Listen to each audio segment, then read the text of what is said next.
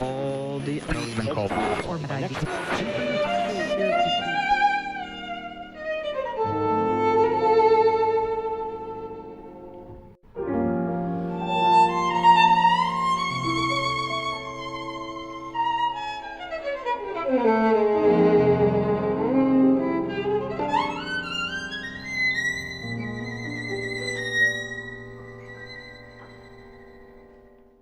was born and raised in the United Kingdom.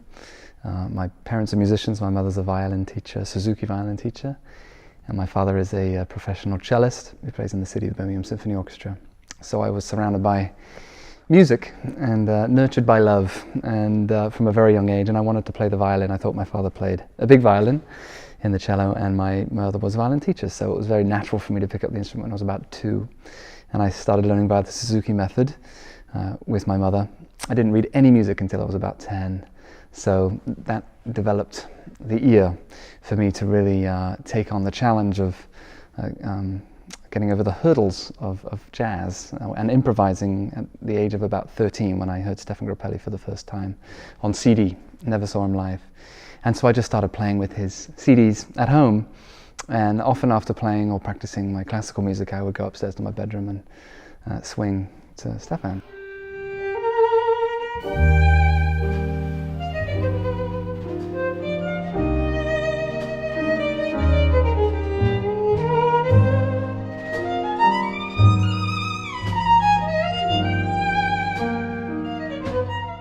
I had no idea what I was doing. It was just a really fun experience, and I built up licks over time and then formed a little jazz group in my school, and I had a wonderful director of music who was able to kind of show me Duke Ellington and other jazz greats, and before you knew it I was collecting CDs and getting into it.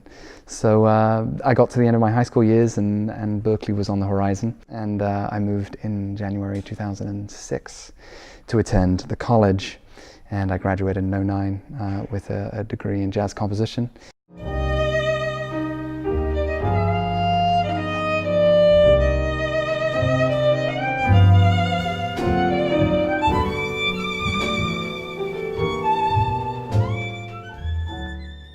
The most effective way for the method to work is to start the child really as early and as young as possible. In my case, I was in the womb. I mean, really to that point in that my mother was playing and teaching. So Dr. Suzuki, his ideology was that, you know, how do children learn the Japanese language so easily, something very complicated, really, really so easily. So this whole mother tongue relationship is something he tried to relate to music. You want the child to hear the music before they play the music. So I was listening all the time. I remember my mother telling me to always put the CD on. Okay, it's not good enough, you need to go and listen to the CD. And I'd never understand. Well, why don't I just practice it? No, you're not hearing it. So it would be about really orally understanding what was going on and hearing the melody in your head, hearing the dynamics, hearing the expression. We'd then work on the technicalities of how to do that on the instrument, but really getting the ear to correspond with the finger more than the eye and the music on the page to dictate what needs to happen.